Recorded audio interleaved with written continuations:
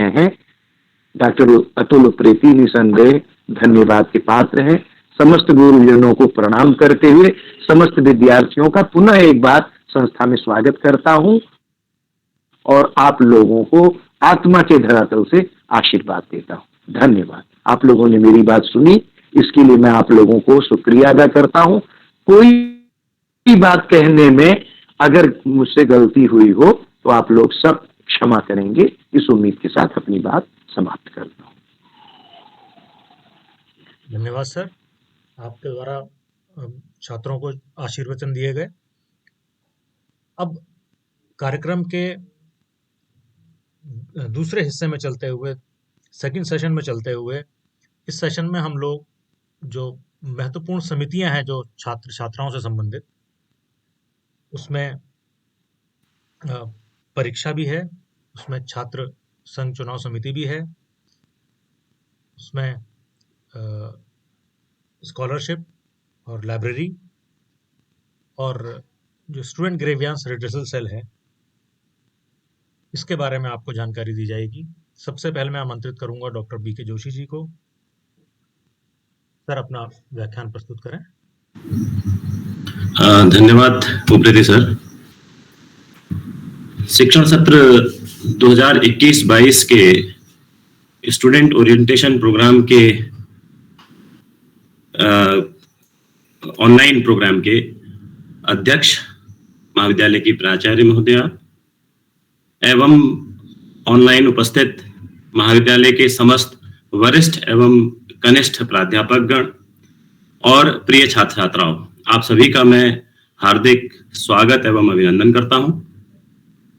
और अपनी बात को शुरू करने से पहले सर्वप्रथम मैं शाहजहांपुर महाविद्यालय के डॉक्टर आदर्श पांडे जी का महाविद्यालय परिवार की ओर से आभार प्रकट करता हूं कि उन्होंने अपना महत्वपूर्ण समय निकाल करके हमारे इस ऑनलाइन प्रोग्राम को सफल बनाने में अपना महत्वपूर्ण योगदान दिया है। बहुत बहुत आभार सर आपका। और ज्यादा वक्त न लेते हुए, जैसा कि पहले ही इंगित किया गया है कि 5 मिनट में मुझे अपनी बात खत्म करनी है, तो ज्यादा समय न लेते हुए मैं सबसे पहले महाविद्यालय की परीक्षा समिति का परिचय अपने नवागंतुक छात्र छात्राओं से कराऊंगा, जिसमें हमारे जो परीक्षा प्रभारी महोदय हैं प्रोफेसर सत्यप्रकाश शर्मा जी हैं, जो आज अपनी पुत्री के विवाह समारोह के चलते हमारे बीच ऑनलाइन उपस्थित नहीं हो सके हैं। और उसके बाद परीक्षा समिति में मैं स्वयं डॉक्टर ब्रजेश कुमार जोशी, मेरे साथ समाजशास्त्र विभाग की प्रभारी डॉक्टर दर्शना पंत जी, कॉमर्स विभाग के डॉक्टर मनप्रीत सिंह जी और महाविद्यालय के पुस्तकालय लिपिक श्री कुंदन जी सम्मिलित हैं। और जैसा कि आप सभी को मालूम है कि महाविद्यालय में यूजी लेवल पर एनुअल मोड संचालित है। तो एनुअल मोड में सभी विद्यार्थियों की परीक्षा वर्ष में एक बार होती है और पीजी में सेमेस्टर सिस्टम लागू है, इसलिए उसकी परीक्षाएं जो हैं वो 2 बार होती हैं। इसमें 2 प्रकार की परीक्षाएं होती हैं। एक आंतरिक मूल्यांकन होता है जिसमें इंटरनल असेसमेंट असाइनमेंट्स आप लोगों को संबंधित विषय के प्राध्यापकों के द्वारा दिए जाते हैं और उसका मूल्यांकन किया जाता है। दूसरी परीक्षा लिखित परीक्षा होती है जो वर्ष में 2 बार आयोजित की जाती है। पिछले 2 वर्षों से कोरोना महामारी के चलते यह परीक्षा जो है वर्ष में एक बार ही केवल फाइनल ईयर के लिए और फाइनल सेमेस्टर के लिए आयोजित की जा रही है। तो परीक्षा से संबंधित यदि आपको किसी भी प्रकार की जानकारी लेनी है या उससे संबंधित कोई भी समस्या का समाधान आपको चाहिए, तो आप जिन लोगों का नाम मैंने आप लोगों को बताया है, आप लोग हम लोगों से मिल करके अपनी समस्या का समाधान सुनिश्चित कर सकते हैं। इसके बाद दूसरा जो प्रभार है वो है छात्र संघ। वर्तमान में मैं छात्र संघ प्रभारी हूं और महाविद्यालय में छात्र संघों का गठन जो है वो इस तरीके से किया, मतलब कुछ मुख्य उद्देश्यों को लेकर के किया जाता है। और वो मुख्य उद्देश्य क्या है? देखिए, जनरली होता क्या है कि हमारे विद्यार्थीगण वर्तमान में छात्र संघ को केवल टीचर्स पर दबाव बना करके अपनी सभी प्रकार की बातों को मनवा लेना या थोड़ी देर के लिए प्रशासनिक भवन के सामने हाय हल्ला कर देना, इसको ही छात्र संघ का महत्वपूर्ण भूमिका मानते हैं। जबकि छात्र संघ के वास्तविक उद्देश्य जो हैं वो होते हैं कि संस्था में पठन पाठन का माहौल तैयार करना, संस्था के चहुमुखी विकास हेतु संबंधित संस्था प्रशासन को सहयोग प्रदान करना और छात्र छात्राओं को लोकतांत्रिक प्रणाली का ज्ञान करा करके, है ना, उस पर उसका विश्वास सुदृढ़ करना। इसके अलावा छात्र छात्राओं की जो सामूहिक समस्याएं होती हैं उसका निदान महाविद्यालय प्रशासन के साथ मिलकर के करना, ठीक है, उसका समाधान खोजना और संस्था की प्रतिष्ठा में अभिवृद्धि करना। कोई भी ऐसा कार्य न करना जिससे कि संस्था की प्रतिष्ठा में हानि हो, है ना। तो ये सारी चीजें हैं और छात्र छात्राओं के सर्वांगीण विकास हेतु रचनात्मक सहयोग प्रदान करना, ये छात्र संघ के मुख्य उद्देश्य हैं जिनको लेकर के महाविद्यालय में छात्र संघ का गठन किया जाता है। और इसमें 2 प्रकार के सदस्य होते हैं। एक छात्र संघ पदाधिकारी जिनको कहा जाता है, जो 7 सदस्य जो है वर्तमान में छात्र मतलब जो है 7 सदस्यों पर इनका चुनाव किया जाता है। उसमें जो मुख्य जो पद है वो है अध्यक्ष, और एक पद होता है उपाध्यक्ष छात्र का, एक पद होता है उपाध्यक्ष छात्रा। इसके अलावा एक सचिव, एक संयुक्त सचिव, एक कोषाध्यक्ष और एक विश्वविद्यालय प्रतिनिधि। और 2017 से एक पद और जोड़ा गया है जिसको सांस्कृतिक सचिव का नाम दिया गया है, ठीक है। इसके अलावा कार्यकारिणी सदस्य होते हैं। प्रत्येक संकाय का एक प्रतिनिधि होता है, संकाय प्रतिनिधि, वो कार्यकारिणी सदस्य होता है। इसकी जो अर्हता है उसमें यूजी लेवल पर न्यूनतम आयु 17 वर्ष जिसकी हो और अधिकतम 22 वर्ष तक यूजी लेवल का स्टूडेंट जो है वो इसमें प्रतिभाग कर सकता है, इसमें मतलब जो है अभ्यर्थी हो सकता है, ठीक है। और जो पीजी लेवल का स्टूडेंट है, पीजी लेवल के स्टूडेंट के लिए ये अधिकतम आयु सीमा जो है वो 25 वर्ष निर्धारित है।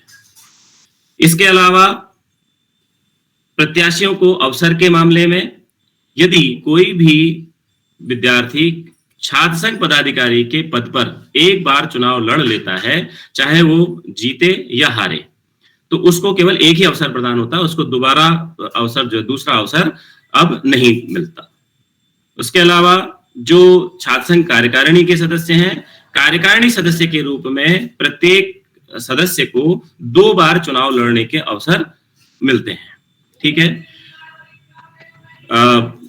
सामान्य जानकारी यही है, इससे ज्यादा जानकारी के लिए आप लोग मुझसे मिल सकते हैं। और मेरे साथ जो छात्र संघ कमेटी है, मेरे साथ है प्रोफेसर सत्यप्रकाश शर्मा जी हैं, डॉक्टर मनप्रीत सिंह जी हैं, डॉक्टर दर्शना पंत जी हैं, डॉक्टर विकास रंजन जी हैं और डॉक्टर अतुल उप्रेती जी हैं।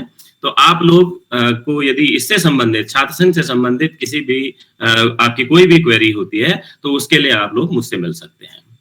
इतना कह करके ही मैं अपनी बात को विराम दूंगा और हमारे इस कार्यक्रम के organising secretary doctor Atul Upreti ji को मैं बहुत बहुत साधुवाद प्रेषित करता हूं कि उन्होंने इस कार्यक्रम का तीसरी बार इस कार्यक्रम का सफल आयोजन जो है उनके निर्देशन में हो रहा है। बहुत बहुत धन्यवाद। धन्यवाद सर, हर बार आपका महत्वपूर्ण सहयोग हमको मिलता है। कार्यक्रम को आगे बढ़ाते हुए मैं हिस्ट्री डिपार्टमेंट की एचओडी डॉक्टर मनोहर आर्य को आमंत्रित करूंगा कि वो पुस्तकालय एवं छात्रवृत्ति से संबंधित जानकारी हमारे छात्र छात्राओं को दें। धन्यवाद सर। राजकीय स्नातकोत्तर महाविद्यालय के अभिविन्यास कार्यक्रम की अध्यक्षता कर रहे हैं परम श्रद्धेय प्राचार्य महोदय, सभी सम्मानित प्राध्यापकगण, इस ऑनलाइन कोर्स का संचालन कर रहे हैं उप्रेती सर और प्रिय विद्यार्थियों। अभी आप समझ रहे हैं कि कॉलेज में एक परिचय चल रहा है जिसके अंतर्गत आप कॉलेज को जान रहे हैं, समझ रहे हैं, विभिन्न प्रभार, विभाग, अपने टीचर्स सभी से आप परिचित हो रहे हैं। तो उसी क्रम में मैं आपको कुछ प्रभारों के विषय में बताना चाहूंगी। विद्यार्थियों, आपसे एक बात कहना चाहती हूँ कि किसी भी शिक्षण संस्थान में पुस्तकालय की अहम भूमिका होती है। तो पुस्तकालय अध्यक्ष होने के नाते मैं आपको यह जानकारी देना चाहती हूँ कि हमारे महाविद्यालय में भी पुस्तकालय सुचारू रूप से कार्य कर रहा है, जहाँ संजीव जी पुस्तकालय सहायक के रूप में कार्य कर रहे हैं। यहाँ पर सभी विषयों की पुस्तकें इंग्लिश में, हिंदी में उपलब्ध हैं, जिनका आपको जितना अधिक लाभ आप लें तो वही आपके लिए, एक विद्यार्थी के लिए बहुत महत्वपूर्ण स्थान होता है पुस्तकों के लिए। अभी तक आप स्कूल में थे, टेक्स्ट बुक पढ़ रहे थे, लेकिन अब कॉलेज में आने के बाद आपका ज्ञान जो है वो और ज्यादा विस्तृत होगा। इसके लिए आपको अधिक से अधिक किताबों को पढ़ना होगा। तो आप लाइब्रेरी में नियमित रूप से आए। महाविद्यालय में हर कार्य दिवस पर आपका पुस्तकालय खुला रहता है। आप प्रतिदिन अपना आई कार्ड लेकर के आए और पुस्तकालय इशू कराएं, और एक ही किताब को साल भर अपने पास न रखकर अधिक से अधिक किताबों को इशू करवाएं, उन्हें चेंज कराएं, एक्सचेंज करें, और इस प्रकार अपनी क्लासेस के साथ साथ इन किताबों को भी अच्छी तरह से यूज करें। नोट्स बनाएं, एक नोट्स बनाने की एक हैबिट आप डालिए, जो आपको कॉलेज में आके आपके पढ़ने का तरीका जो चेंज होगा वो इस तरीके से होगा। तो लाइब्रेरी के बारे में मैंने आपको बताया, बहुत सी पुस्तकें यहाँ पर उपलब्ध हैं जिनसे आपको निश्चित रूप से लाभ होगा। दूसरा जो एक महत्वपूर्ण प्रभार जिसके विषय में मैं आपसे चर्चा करना चाहती हूँ वो है स्कॉलरशिप, छात्रवृत्ति। तो मेरे इस छात्रवृत्ति प्रभार में मेरे साथ डॉक्टर मनप्रीत सिंह और डॉक्टर सूरजपाल सिंह प्राध्यापकगण दोनों जुड़े हुए हैं, और साथ ही हमारी कमेटी में physics lab assistant Shri Sandeep ji हैं। इनके साथ मिलकर के हम सभी कॉलेज में स्कॉलरशिप के कार्य को देखते हैं। जैसा कि आपको पता है, आप में से कई विद्यार्थी इस सत्र में तो स्कॉलरशिप के फॉर्म्स भर चुके हैं। आपको पता है कि अब सभी विद्यालयों में, आपके स्कूलों में भी आपने ऑनलाइन स्कॉलरशिप के फॉर्म भरे हैं। तो एनएसपी ऑनलाइन पोर्टल, राष्ट्रीय छात्रवृत्ति का जो पोर्टल है, उसके अंतर्गत ऑनलाइन फॉर्म भरे जाते हैं।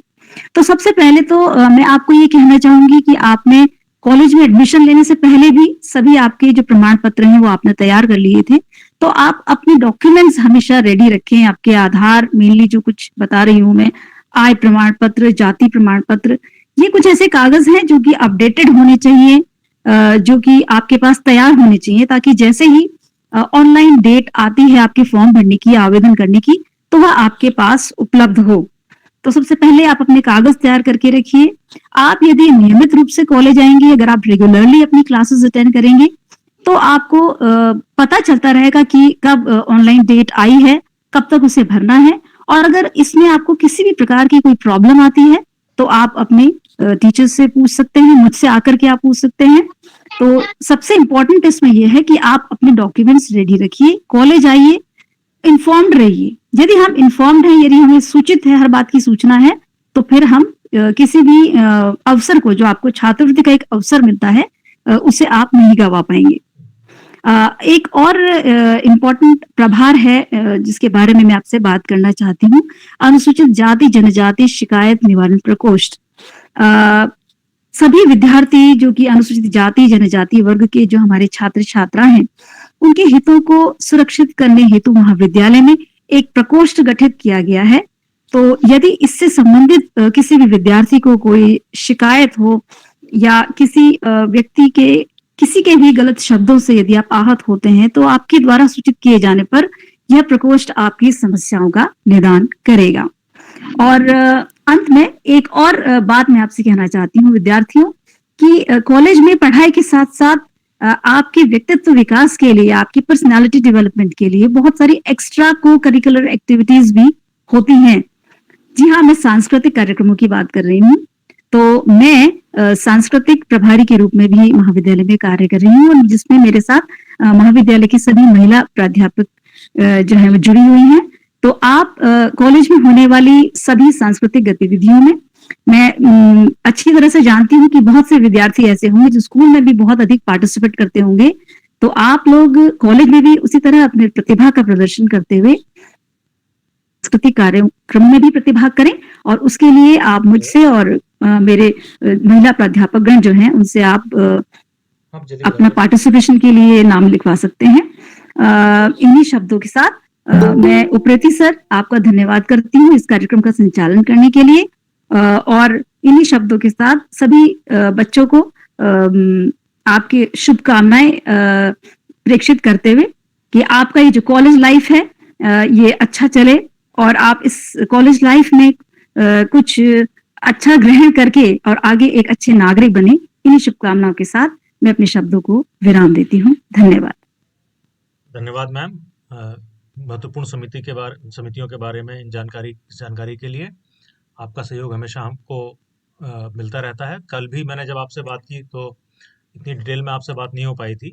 मैंने आपसे सिर्फ पुस्तकालय और छात्रवृत्ति के बारे में ही बात करने के लिए कह पाया था, लेकिन बहुत धन्यवाद आपका कि आपने एक अपनी तरफ से इतने महत्वपूर्ण समितियों के बारे में जो जानकारी दी है। धन्यवाद आपका। अब मैं कार्यक्रम को आगे बढ़ाते हुए डॉक्टर नूतन श्रीवास्तव मैम से अनुरोध करूंगा कि वो अपना व्याख्यान प्रस्तुत करें।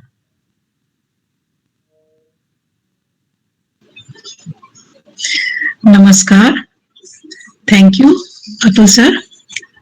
परम आदरणीय प्राचार्य मैम, हमारे सम्मानित प्राध्यापक गण, organising secretary doctor Atul Upreti sir तथा प्रिय छात्र छात्राओं, मैं डॉक्टर नूतन श्रीवास्तव वनस्पति विज्ञान विभाग में प्रभारी के रूप में कार्यरत हूँ।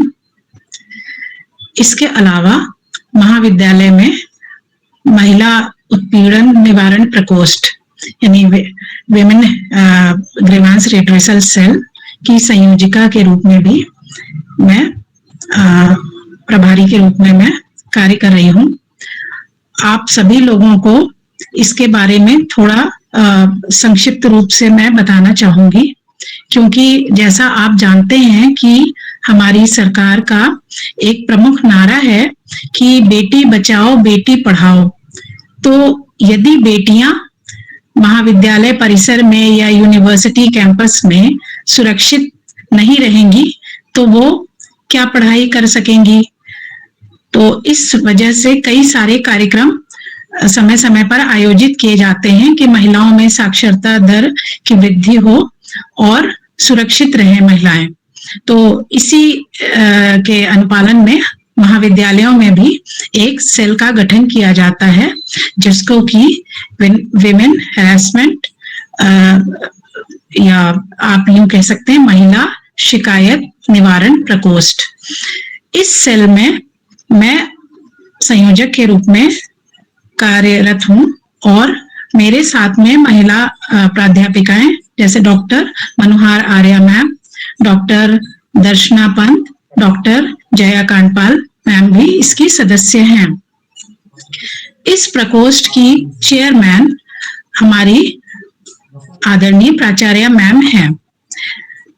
प्रकोष्ठ का कार्य होता है कि कोई भी महिला छात्रा हो या कर्मचारी हो या फैकल्टी मेंबर हो, अगर उसके प्रति कोई भी प्रकार का अत्याचार हुआ हो, चाहे वह सेक्सुअल हैरेसमेंट हो या अन्य प्रकार का, तो वह अपनी शिकायत दर्ज कर सकती है और उसका तुरंत जांच की जाएगी तथा जो अगर आरोपी पाया गया, कोई भी मेल, चाहे वह स्टूडेंट हो, चाहे वह कर्मचारी हो अथवा फैकल्टी हो, तो उसके अगेंस्ट स्टेप्स उठाए जाएंगे। इसका जो तरीका है या स्टेप्स कैसे होता है, इसमें सर्वप्रथम यदि कोई भी महिला छात्रा या कर्मचारी या टीचर के विरुद्ध कोई भी प्रकार का अत्याचार हुआ है तो वह अपनी शिकायत लिखित रूप से प्राचार्य मैम को संबोधित करते हुए देती है और शिकायत के प्राप्त होते ही प्राचार्य मैम द्वारा एक जांच समिति का गठन किया जाता है। यह जांच समिति तुरंत कोई निर्णय नहीं देती है जब तक कि प्रॉपर वे में उसको लिखित में उससे उसका पक्ष नहीं पूछा जाता है। अर्थात कि किसी ने शिकायत कर दी कि फला हमको छेड़ता है या फला हमारे साथ यह गलत कोई शब्द बोले या वाक्य बोले या किसी भी प्रकार का उत्पीड़न किया, तो उसको प्राइमा फेसी कोई डिसीजन नहीं देना होता है, बल्कि लिखित में उससे पूछा जाता है कि आप भी अपना पक्ष रखिए कि आपने ऐसा किया है, अगर तो अपने पक्ष में यह बताएं कि आपको क्यों ना सजा दी जाए या आपके खिलाफ क्यों ना कोई एक्शन लिया जाए। और जब वह लिखित में अपना देता है और वह सेटिस्फैक्टरी नहीं होता है, उसका जवाब पर्याप्त सबूत पर्याप्त कारण नहीं बताता है, तो उसके खिलाफ एक्शन लिया जा सकता है और समिति अपने निर्णय को प्राचार्य मैम को अवगत कराती है, फिर उसके बाद निर्णय लिया जाता है। तो सबसे पहले जब जांच समिति इस पर कार्य करती है और यदि कोई बहुत ही माइनर मतलब बहुत कोई छोटा अपराध है, तो उसको सिर्फ वार्निंग दे करके या लिखित में दे करके कि अब आपसे ऐसा नहीं होगा, इस प्रकार से उसको चेतावनी दी जा सकती है। लेकिन यदि शिकायतकर्ता जो भी छात्रा है या कर्मचारी है या प्राध्यापिका है, अगर वो कहती है कि नहीं सिर्फ लिखित देने से काम नहीं चलेगा या वार्निंग से काम नहीं चलेगा, तो फिर उसके बाद फर्दर एक्शन भी लिया जा सकता है, जैसे कि मेजर पेनल्टी दिया जा सकता है या उसको सस्पेंड भी किया जा सकता है। और ये जो भी प्रोविजंस हैं उसके अंतर्गत, और या फिर आईपीसी के अनुसार, इंडियन पिनल कोड के अनुसार उसको सस्पेंड करने के लिए रिकमेंड भी किया जा सकता है।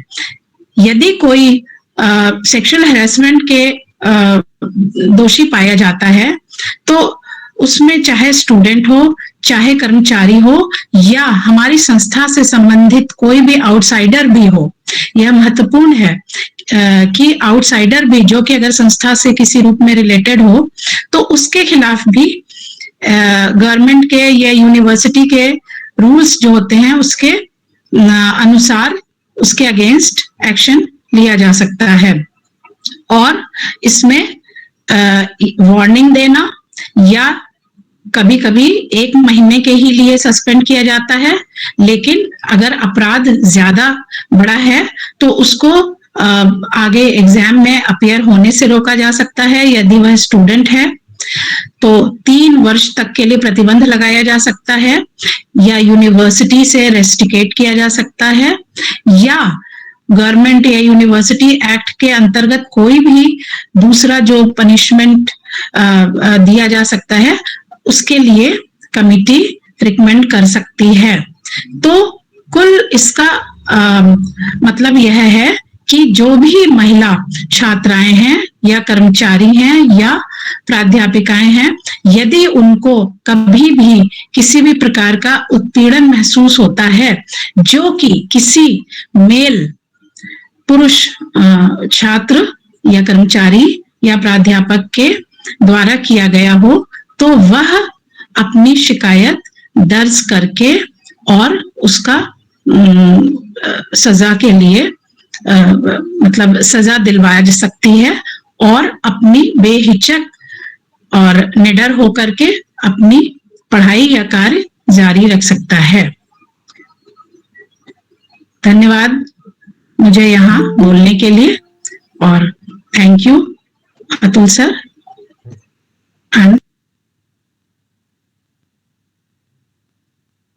धन्यवाद मैम, महत्वपूर्ण जानकारी हमारे साथ साझा करने के लिए।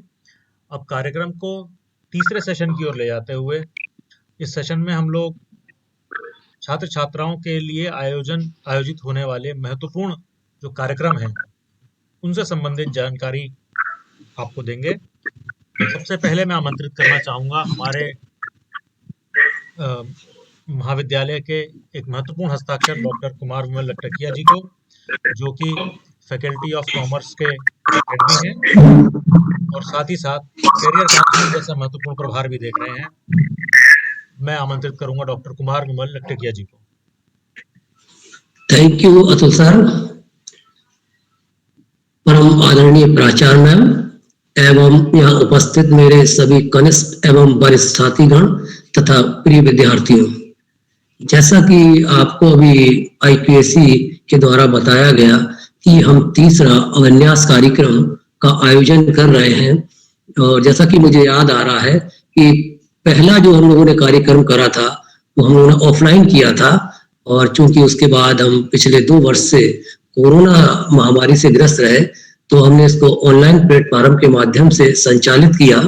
तो अब ऑनलाइन प्लेटफॉर्म्स के अपने कुछ बेनिफिट्स भी हैं, तो इसकी कुछ कठिनाइयां और परेशानियां भी हैं। जैसा कि मैं आपको बताऊं कि एक हमारे यहाँ career counselling and placement cell है जिसका मैं प्रभारी के रूप में देख रहा हूं, और मेरे साथ ही इसमें सदस्य के रूप में डॉक्टर सूरज Pal Singh, head math department, कार्य कर रहे हैं। हमारी UGC द्वारा सभी शैक्षिक संस्थानों, विश्वविद्यालय और महाविद्यालयों में career counselling and placement cell का अनिवार्य गठन करने को कहा गया है, जिसके तहत राजकीय महाविद्यालय बाजपुर में placement career counselling and placement cell का भी गठन किया गया। इसका मेन उद्देश्य छात्र छात्राओं को उनके कैरियर के प्रति मार्गदर्शित करना है। यहाँ पे मैं ये कहना चाहूंगा कि इतने अच्छी योजनाएं हमारी राज्य सरकारों और केंद्र सरकारों द्वारा संचालित की जाती हैं।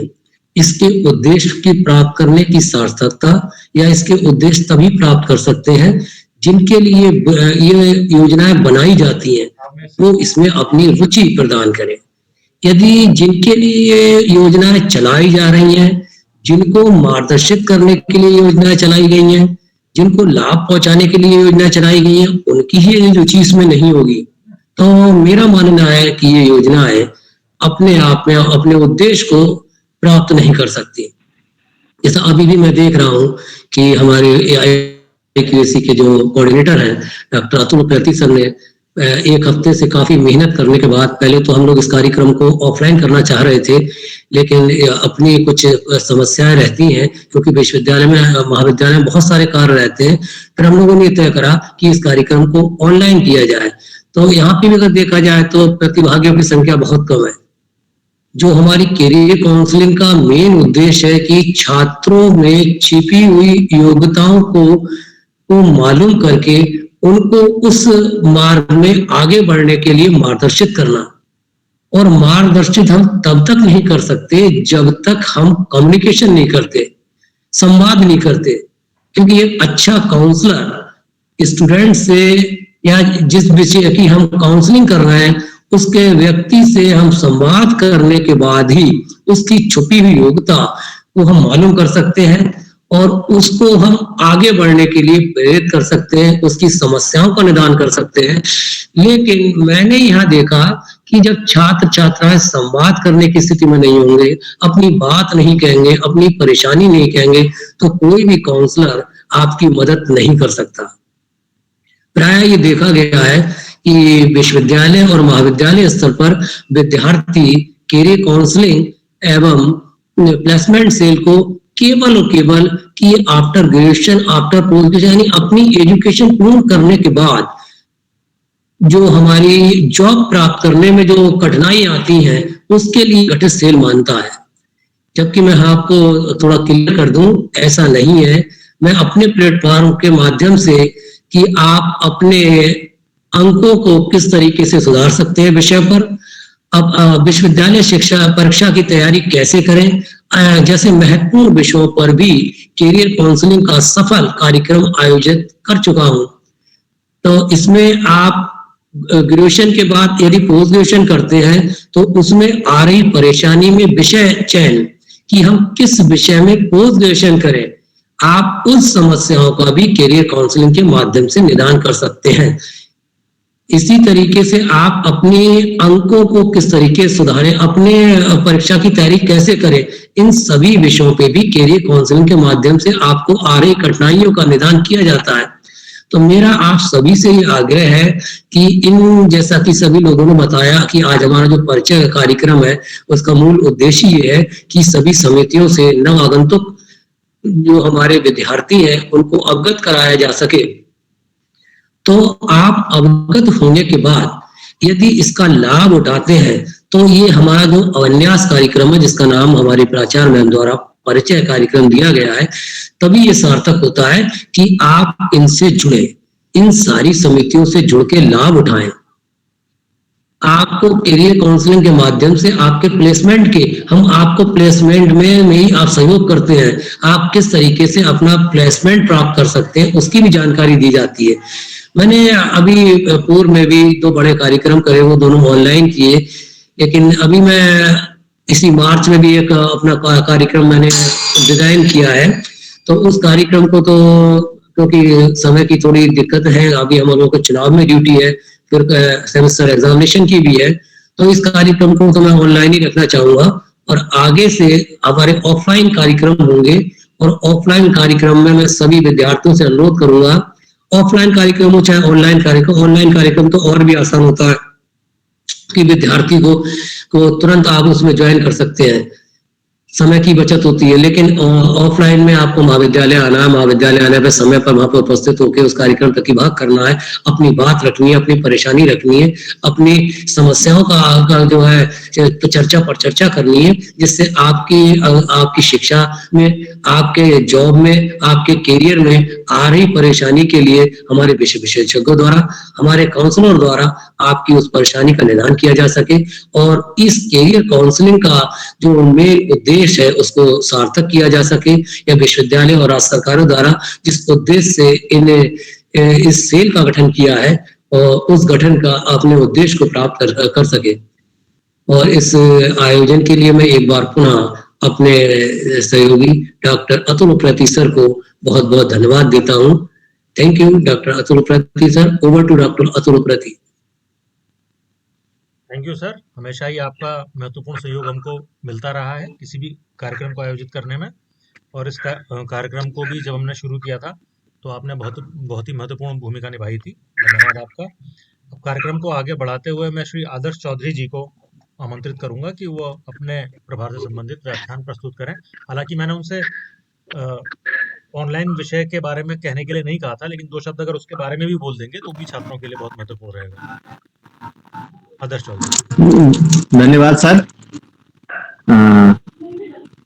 प्राचार्य मैडम, उपस्थित वरिष्ठ प्राध्यापकगण, छात्र छात्राओं, जैसा अतुल सर ने बताया कि ऑनलाइन एक ऐसा विषय है जो हम सबके, जब हम कोई भी छात्र कॉलेज में प्रवेश लेता है उससे पूर्व, और कॉलेज में जब आपकी टीसी कटने से पूर्व जो लास्ट एग्जाम देते हैं, और जब तक रिजल्ट नहीं आता आपका फाइनल किसी भी डिग्री का, तब तक वो हम सबके साथ, मतलब हम प्रत्येक छात्र के साथ जुड़ा रहने वाला विषय है।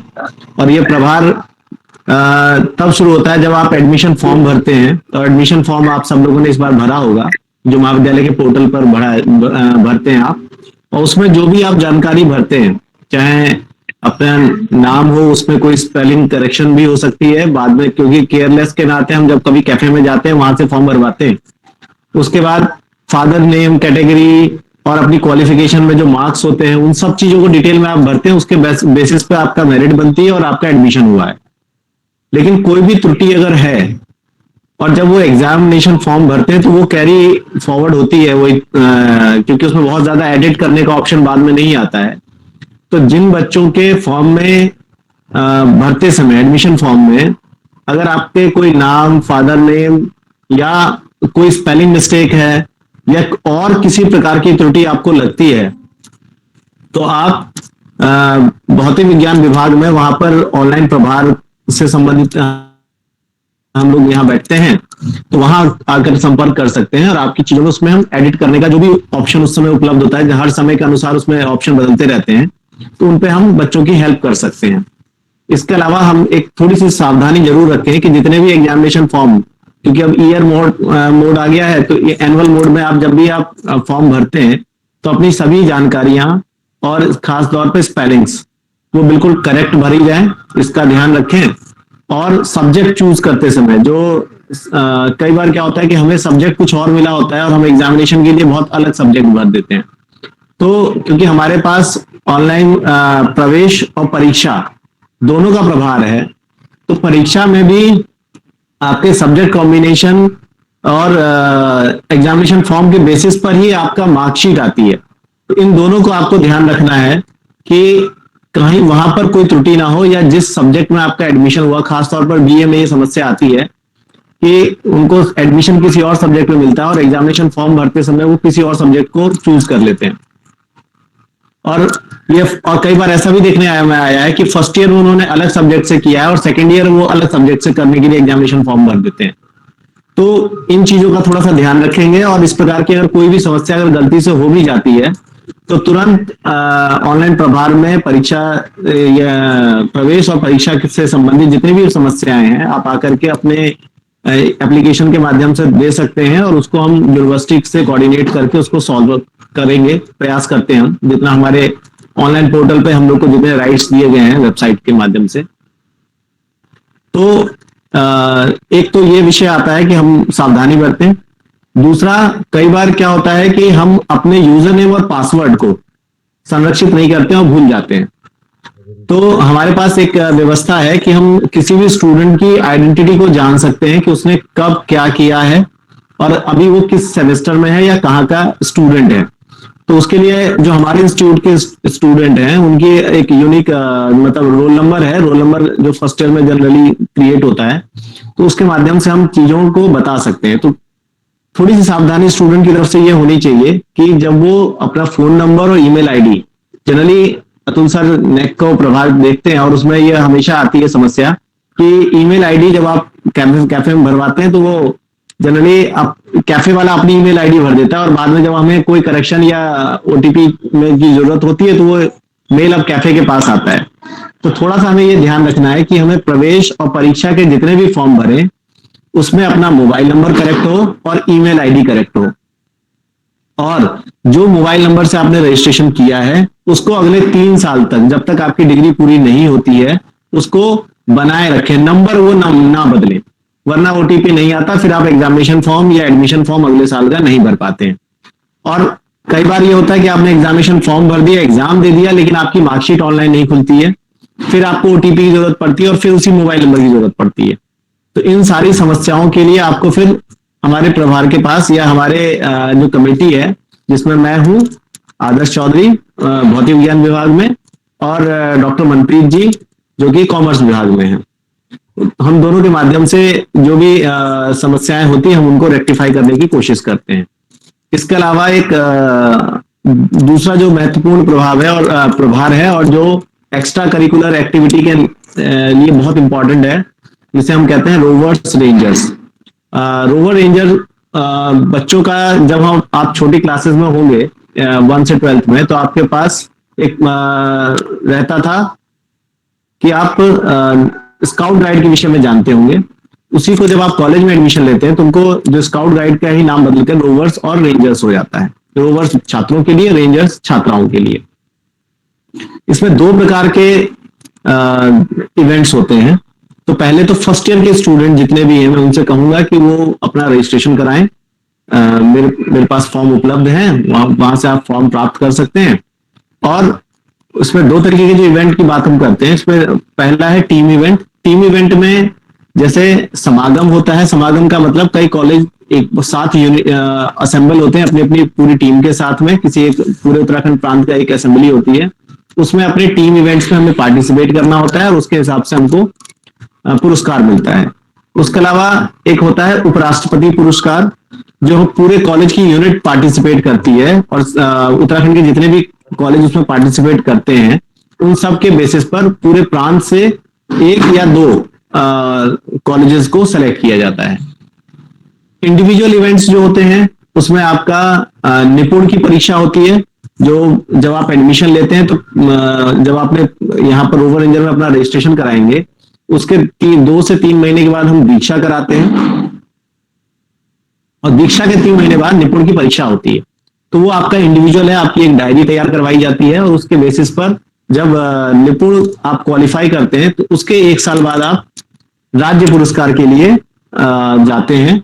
और ये इन परीक्षाओं में मापदंड जो होते हैं वो आपके इंडिविजुअल आपने किस स्तर पर कितना सोशल वर्क और जो आपके कुछ उसमें गाइडलाइंस दी गई हैं उनको फॉलो करते हुए उन सारे क्वालिफिकेशन को अटेन करते हैं, मतलब उन क्वालिफिकेशन को पूरा फुलफिल करते हैं वहां पर।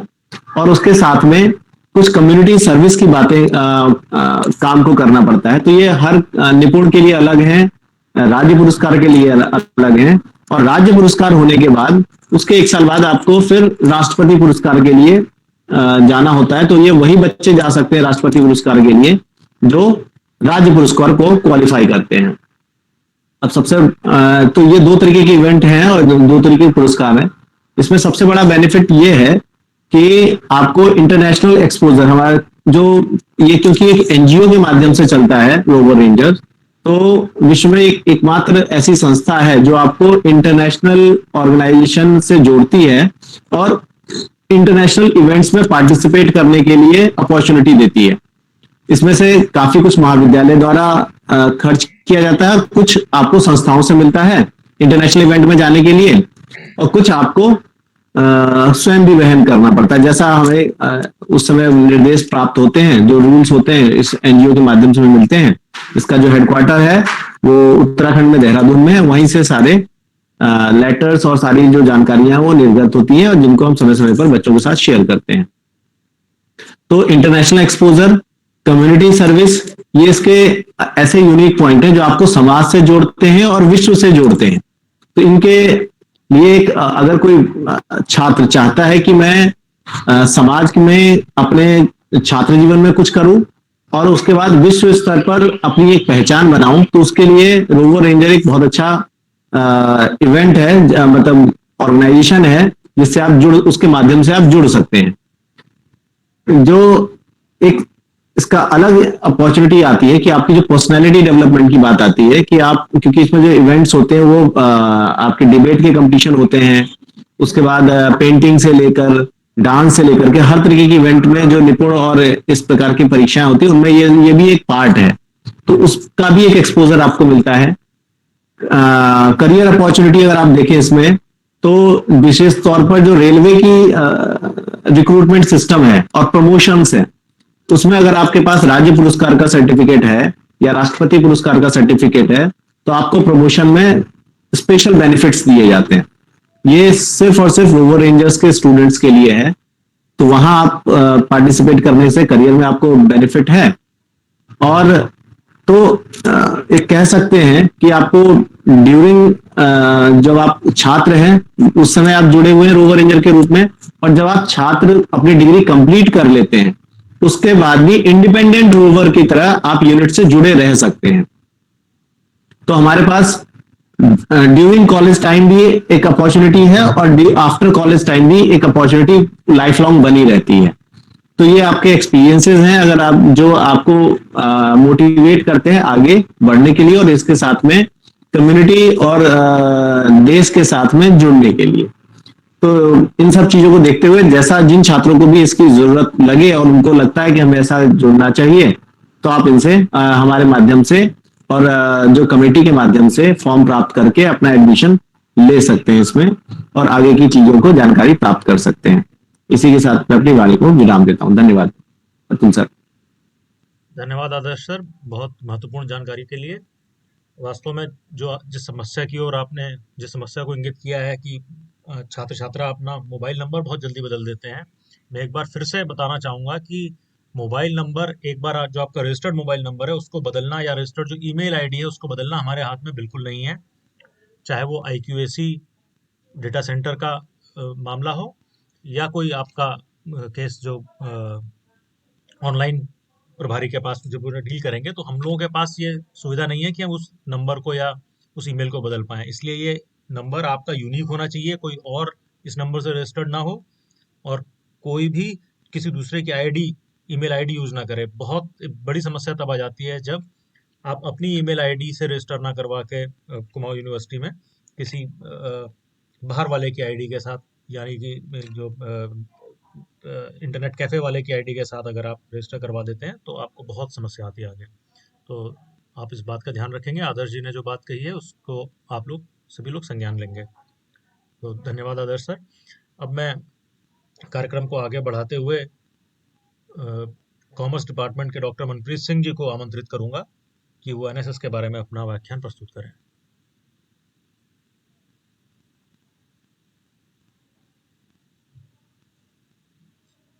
धन्यवाद अतुल सर।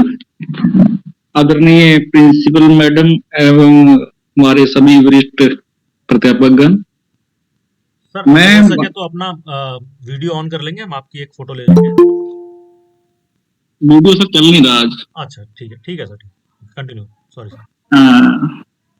जैसा कि अतुल सर ने बताया कि राष्ट्रीय सेवा योजना का मैं प्रभारी हूँ। इसमें थोड़ा सा मैं बताना चाहता हूँ स्टूडेंट्स को। राष्ट्रीय सेवा योजना ज्यादातर स्टूडेंट्स के मन में ये होता है कि हम इसको अगर लेते हैं तो साफ सफाई कराने लग जाएंगे पूरे कॉलेज में हमसे। ऐसा नहीं है। राष्ट्रीय सेवा योजना, जैसे नाम ही है राष्ट्रीय सेवा योजना, सेवा करोगे तो थोड़ी सी आप में विनम्रता भी आएगी, और विनम्रता आती है तो उसके साथ सब चीजें आ जाती हैं। हमें कुछ भी सीखने के लिए विनम्र होना जरूरी है। तो राष्ट्रीय सेवा योजना आपको लेना चाहिए, पर स्टूडेंट्स में रुचि नहीं दिखा रहे हैं। पिछले 2 साल से देख रहा हूं, तो काफी प्रयास भी कर रहा हूं। इसमें बहुत कम रजिस्ट्रेशन हो पाए हैं, जबकि हमने 300 से 400 के बीच फार्म बांट दिए हैं इसमें। और राष्ट्रीय सेवा योजना में हमारे, जैसे बताता हूं इसमें कि 100 बच्चों का यूनिट तो बॉयज का है और 100 नंबर यूनिट है गर्ल्स का। मतलब 100 गर्ल्स और 100 बॉयज हमारे यहाँ रजिस्टर्ड हो सकते हैं। और इनमें जो कार्यक्रमों का विभाजन है, हमारे यहाँ 5 एक दिवसीय शिविर होते हैं। 5 एक दिवसीय शिविर के बाद हमारे यहाँ फिर 7 डे कैंप का आयोजन होता है। 5 एक दिवसीय शिविर जो होते हैं उसका मेनली कैलेंडर जो यूनिवर्सिटी ने हमें बना के दिया है, सबसे पहला तो उन्होंने कहा है कि राष्ट्रीय सेवा योजना दिवस में एक दिवसीय शिविर लगाना है, जो 24 सितंबर आता है। उसके बाद रक्तदान दिवस आता है 1 अक्टूबर को। उसके बाद जो तीसरा है उत्तराखंड राज्य स्थापना दिवस 9 नवंबर को। फिर है आपका चौथा विश्व एड्स दिवस 1 दिसंबर को। स्पर्श गंगा दिवस 17 दिसंबर को। राष्ट्रीय युवा दिवस 12 जनवरी को। इनमें से कोई भी 5 हम वनडे शिविर लगा सकते हैं। शिविर, वनडे शिविर और 7 डे शिविर के बाद इसमें बी एवं सी की परीक्षा का भी आयोजन किया जाता है। काफी प्रतियोगी, और जैसे बीएड है, इसके बाद जितने भी एडमिशन होते हैं, जैसे आपने भी एडमिशन लिया होगा, कुछ लोगों ने +2 तक भी बी और सी कवर कर लिया होगा, तो उनको जब एडमिशन लिया होगा तो थोड़ा बेनिफिट मिला होगा 20 नंबर का करीब। इसमें बेनिफिट भी है, तो खाली बेनिफिट के लिए मत जाए। जैसे राष्ट्रीय सेवा योजना नाम ही है ना, राष्ट्रीय सेवा योजना, तो सेवा करोगे तो मैंने क्या कहा, विनम्रता आती है। सेवा से हमेशा विनम्र आदमी बनता है। सेवा वही कर सकता है जो विनम्र होगा। ये आपस में एक दूसरे के पूरक हैं। और नैतिकता भी आती है, और बिना नैतिकता का कोई काम हो ही नहीं सकता। और मेरा जो स्टूडेंट्स लोग हैं उनसे मेरा कहना है कि आप ज्यादा से ज्यादा बच्चे जो हैं वो राष्ट्रीय सेवा योजना से जुड़ें, और इससे ये फायदा होगा। देखो हमारे यहाँ इको क्लब भी है कॉलेज में, उसका भी मैं प्रभारी हूँ। आदरणीय मैडम ने उसका मुझे प्रभार दिया है इसी बीच। तो इको क्लब में बहुत से कार्यक्रम होते हैं। अपने कॉलेज के जो ग्रीनरी है उसको बनाए रखना उसमें मुख्य है, तो इसका विशेष ध्यान रखिए। राष्ट्रीय सेवा योजना में जुड़िए। इसमें जो महिला प्रभारी हैं हमारे साथ, डॉक्टर जयाकांत पाल हैं, काफी विद्वान प्राध्यापिका हैं, और उनका काफी सहयोग रहता है। जो गर्ल्स विंग है उनको हैंडल करती हैं। गर्ल्स जो हैं उनके पास जा सकती हैं, फॉर्म प्राप्त कर सकती हैं, फॉर्म उनको जमा कर सकती हैं। बॉयज मेरे पास भी आ सकते हैं, मैडम के पास भी जा सकते हैं। गर्ल्स भी आ सकती है मेरे पास, कोई दिक्कत नहीं है, पर गर्ल्स की प्रभारी मैडम है डॉक्टर जयाकांत पाल। बस मैं इतना ही इसमें कहना चाहूंगा कि राष्ट्रीय सेवा योजना से जुड़िए। जो आपके एक्स्ट्रा करिकुलम एक्टिविटी को निखारता है, आपके व्यक्तित्व को भी निखारेगा और आपको भी निखारेगा। और आप राष्ट्रीय सेवा योजना ग्रहण करेंगे तो कॉलेज निखरेगा अपने आप। इसी शब्दों के साथ मैं अपनी वाणी को विराम देता हूं। और कोहिनूर जैसे हमारे आयोजक सचिव डॉक्टर अतुल उप्रेती जी का बहुत बहुत धन्यवाद। Over to doctor Atul Upreti. धन्यवाद सर। जब तक आप जैसा पारखी ना हो, हर हीरा पत्थर ही होता है। तो अब हम अपने कार्यक्रम के अंत में पहुंच चुके हैं। यहाँ मैं छात्र छात्राओं को सूचित करना चाहता हूँ कि शीघ्र ही उनके जो व्हाट्सएप के ग्रुप्स हैं उसमें हम लोग एक फीडबैक फॉर्म भेजेंगे, जिसमें आपको इस छात्र अभिविन्यास कार्यक्रम के बारे में जो भी आपको फीडबैक हो वो भरना होगा। अपना फीडबैक आप बिल्कुल स्पष्ट रूप से दें। अगर कोई आपके पास सुझाव है तो वो भी उसे स्पष्ट रूप से दें। ये कोई ऐसा फीडबैक नहीं है कि अगर आपने कुछ इसमें नेगेटिव लिख दिया तो कोई आप बुरा मानेगा कोई टीचर, बल्कि आपके फीडबैक से हमको जो अपनी कमियां हैं वो दूर करने में मदद मिलेंगी। मैं समझ सकता हूँ कि किसी भी कार्यक्रम को ऑनलाइन आयोजित करने के अपने कुछ फायदे हैं, लेकिन साथ ही साथ कुछ नुकसान भी है। हम लोग आमने सामने बैठ के जितनी अच्छी तरह परिचय हो सकता था उतनी अच्छी तरह नहीं हुआ है, लेकिन फिर भी एक IQAC का प्रयास रहा है कि पूरे महाविद्यालय परिवार का आपस में एक छोटा सा गेट टुगेदर जैसा हो जाए। तो मुझे लगता है कि प्राचार्य महोदया की प्रेरणा से और आप सब लोगों के जो हमारे साथी हैं उनके सहयोग से हम काफ़ी सफल रहे हैं इस प्रयास में।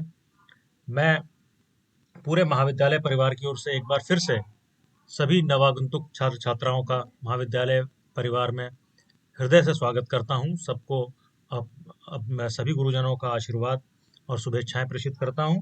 साथ ही मैं doctor Nagendra Dwivedi ji, doctor BK Joshi ji, doctor मनोहर आर्य, डॉक्टर नूतन श्रीवास्तव मैम, डॉक्टर कुमार विमल लखटकिया जी, श्री आदर्श चौधरी जी और डॉक्टर मनप्रीत सिंह जी का उनके उद्बोधन के लिए बहुत बहुत धन्यवाद प्रेषित करता हूं।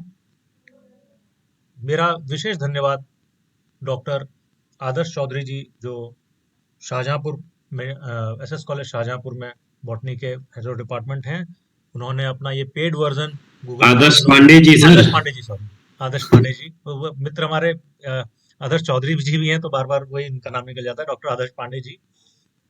और उन्होंने अपना ये गूगल का पेड वर्जन हम लोगों को यूज करने दिया, जिसमें रिकॉर्डिंग वगैरह हम लोग आसानी से कर पाए। धन्यवाद सर। और अंत में विशेष धन्यवाद डॉक्टर कमला चन्याल मैम, प्राचार्य मैडम का, जिनके प्रेरणा से, जिनके आशीर्वाद से हम तीसरी बार इस कार्यक्रम का सफल आयोजन कर पाए हैं। मैं पूरे महाविद्यालय परिवार के साथ साथ छात्र छात्राओं को भी बताना चाहता हूं कि हमारी बेस्ट प्रैक्टिसेस में से ये एक प्रैक्टिस है जिसे आयोजित करने में पूरे महाविद्यालय परिवार का भरपूर सहयोग मिलता है। मैं आप सब लोगों का एक बार फिर से धन्यवाद करता हूं और इस कार्यक्रम की समाप्ति की घोषणा करता हूं। धन्यवाद सर।